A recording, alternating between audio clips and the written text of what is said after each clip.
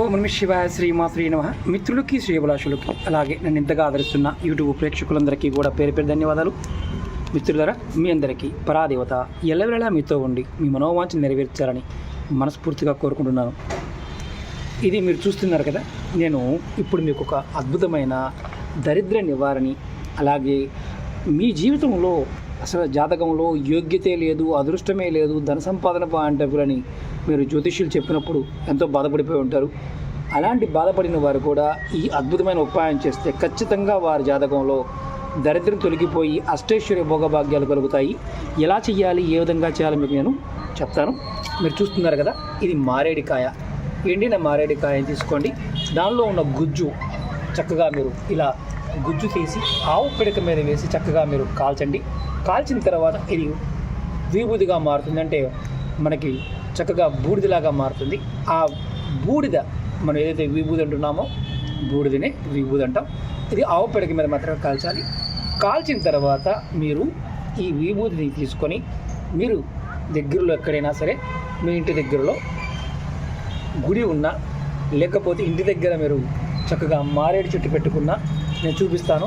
మారేడు చెట్టు కూడా మీకు చూపిస్తాను, ఎలా చేయాలో చెప్తాను. మీరు ఇంటి దగ్గర కుండీలో పెంచుకునే మొక్క దగ్గర అయినా పర్వాలేదు. ఈ విభూతి తయారైన తర్వాత ఆ విభూతిని తీసుకొని కొద్దిగా చిటికెడంత విభూతి తీసుకొని దగ్గరలో ఉన్న మారేడు చెట్టు దగ్గరికి వెళ్ళి మారేడు చెట్టు మొదల్లో ఆ విభూతి వేయండి. కొద్దిగా వేసిన తర్వాత మీ మనసులో ఉన్న కోరిక చెప్పుకోండి.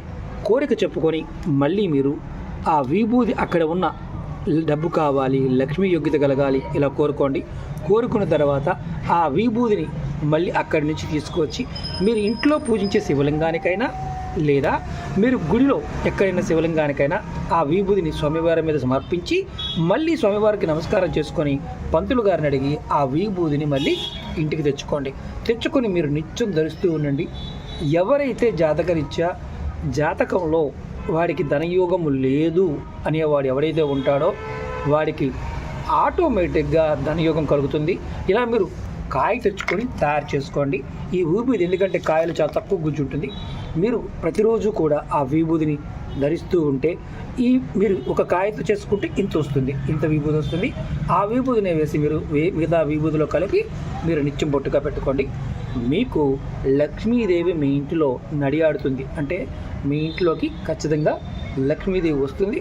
మీకు నిత్యము ధనం, అలాగే ధనంతో పాటు తినడానికి తిండి కూడా లేదు అనుకునే వారికైనా సరే విశేషమైన ఫలితం కలుగుతుంది.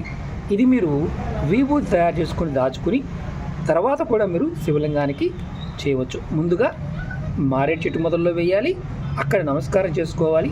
తర్వాత అక్కడి నుంచి ఆ విభూది వేసిన విభూదిని ఇంటికి తెచ్చుకొని లేదా మీరు డైరెక్ట్గా తీసుకువెళ్ళి శివలింగం మీద వేసి ఆ శివలింగం మీద ఉన్న విభూదిని తెచ్చుకొని మీరు ధారణ చేసినట్లయితే విశేషమైన ఫలితం కలుగుతుంది. ఇది నేను తయారు చేస్తున్నాను. ఎందుకంటే మారేడుకాయలు సంగ్రహిస్తూ ఉంటాం, పండుకాయలు ఎండపెట్టి వాటి నుంచి చక్కగా గుజ్జు తీసి ఈ విధంగా చేస్తూ ఉంటాం. మీరు కూడా ఖచ్చితంగా చేయండి. ఇది కొంతమంది మిత్రులకి రేపు రాబోయే గ్రహణ సమయానికి ముందు శివుడికి అభిషేకం చేయడం కోసం తయారు చేస్తున్నాను, మీకు చూపించడం కోసం. ఎందుకంటే మీకు అవకాశం ఉంటే చేయండి. రెండవది, ఆవు పిడక లేకపోయినా చేయవద్దు. ఆవు పిడకల మీద మాత్రమే ఆ గుజ్జుని కాల్చండి.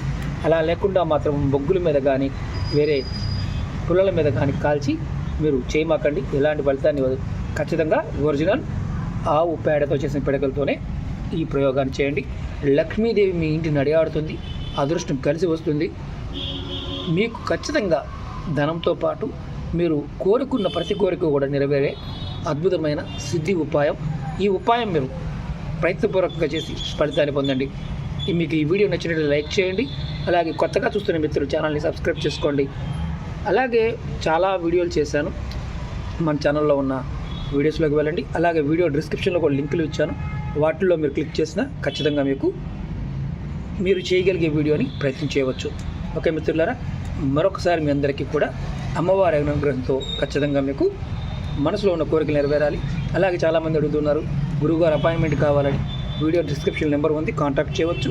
అలాగే మన ఈ-కామర్స్ వెబ్సైట్ లింక్ కూడా కింద ఇచ్చాను, దాంట్లో కూడా చూడవచ్చు. ముందు నేను బల్క్గా తయారు చేసిన మీకు ఈ విభూతిని కూడా ఆన్లైన్లో ఇవ్వడానికి ప్రయత్నం చేస్తాను. ఓకే మిత్రులారా, ఓం నమః శివాయ శ్రీమాత్రే నమః.